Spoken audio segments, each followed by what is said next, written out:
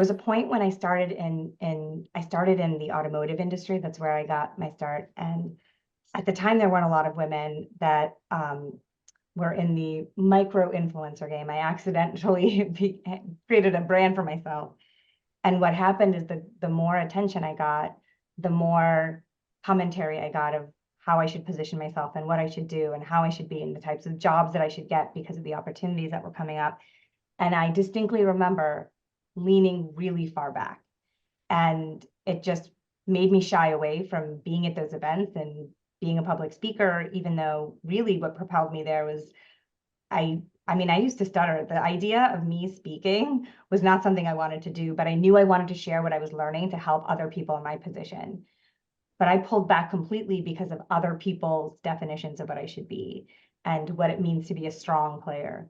So my lesson is you do not have to prescribe to anybody else's definitions of what it means to be strong and how to act and what it means to be a successful player. Stay true to who you are and understand the roles that you're expected to play in responsibility, but do it in the way that makes most sense to you. Because if you're following a path that's prescribed for you, or you're shying away from something because of somebody else's prescription, you're not going to do it well. You're not going to do it with your whole heart. And you're going to miss the lessons that could potentially bring so much to the table that didn't exist because your perspective, your insights, and your experience wasn't included.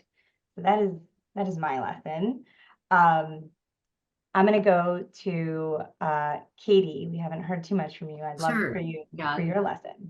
I'm also a very good listener and I like taking it all in. So don't kind of to a fault. But I guess a lesson is, just don't lose yourself in any of it. You don't have to fall in line with everyone else. You don't have to join the crew. If there's something you see that's, wrong, speak up and have faith and confidence in yourself and what you know and you can do. And I just think it will take you far. Awesome.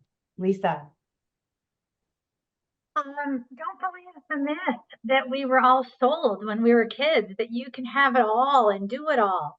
Sometimes you can't. Sometimes you can have a lot of things on your plate and you can be the jack of all trades and master of none.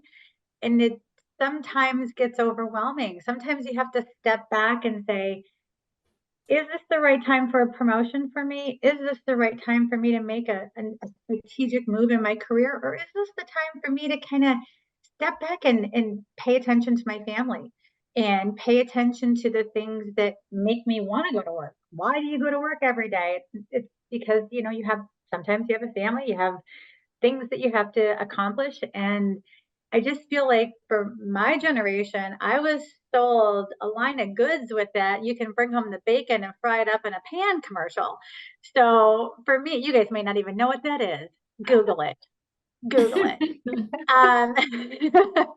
But I'll tell you, feeling that kind of pressure that I put on myself in my 30s and my 40s.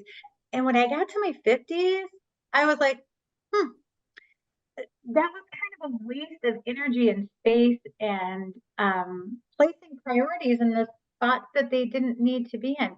Things will come your way.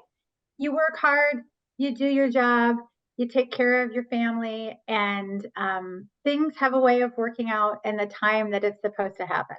So don't believe the myth. Don't believe the lies. Just, life is, just roll with it, I guess. Agreed. That's a great lesson. I have a great visual for it. Yeah. You have work-life balance. I think that's key in what Lisa said. So important. And I didn't know it in my 40s, but I know it now. I have a great visual for how you prioritize. If you have 10 balls in your hand, half of them are going to be glass and half of them are going to be bouncy. You get to decide which ones are glass and which ones are bouncy. So if you can drop one and pick it up later, drop it, pick it up later. That's great. Loved that visual. It keeps me focused. We're coming to you, Kate. What's your lesson?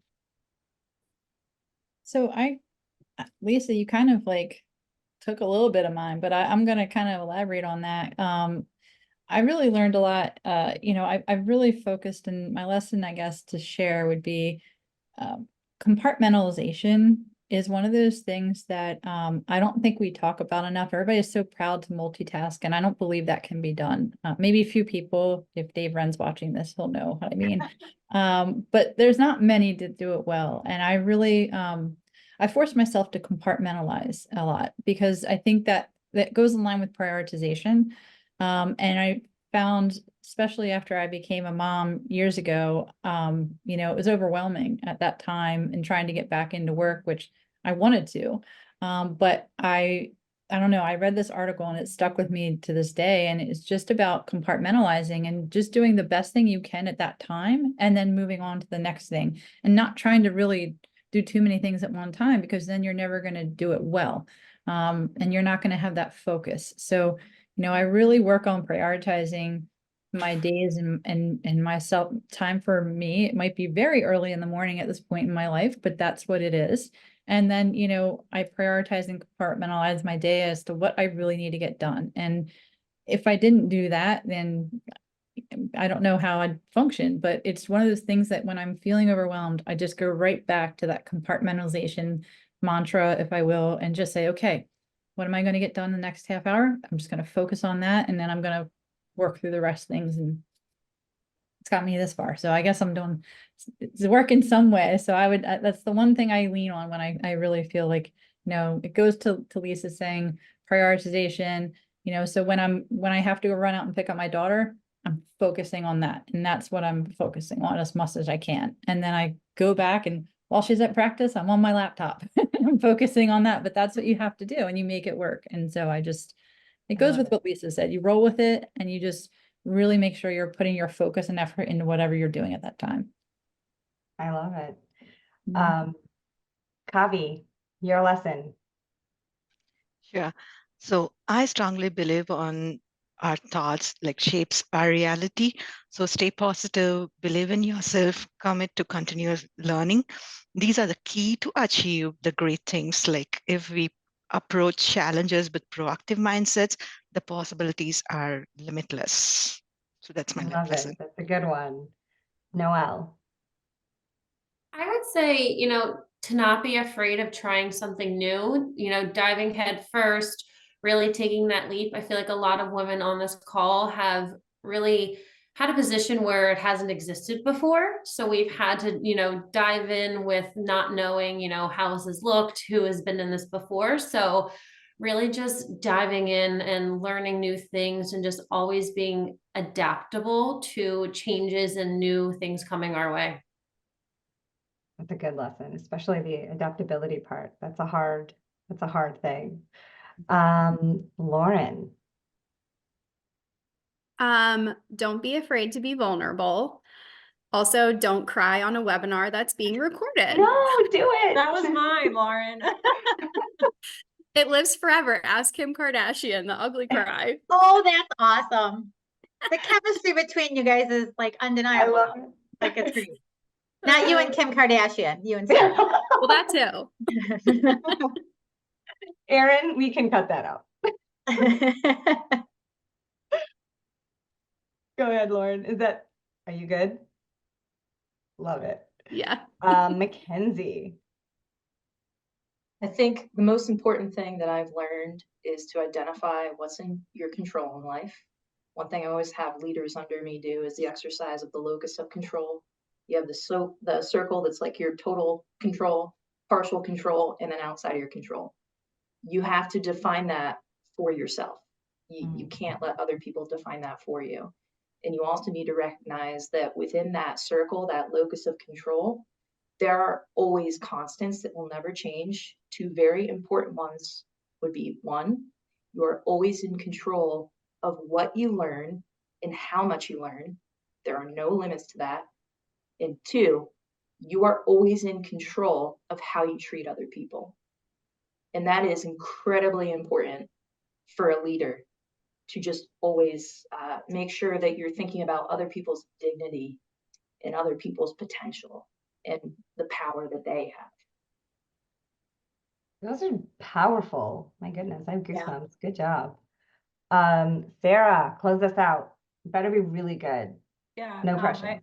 I echo not ugly crying on a webinar as well. That was a first for me. But second would be, if you want to gain recognition, focus on gaining recognition for other people around you. Something that like Lauren and I would work into our interviews when we were building out the digital marketing team years ago was, they would always ask, how do I move up at Stream? And it was always that you have to be able to point to the people around you that you helped grow, because we can't trust someone as a leader unless they've already shown that they have that ability to grow others. I also think that type of mindset like creates an environment where you're not viewing the people around you as the competition. Like you truly see the people around you as a team and you're just competing with yourself.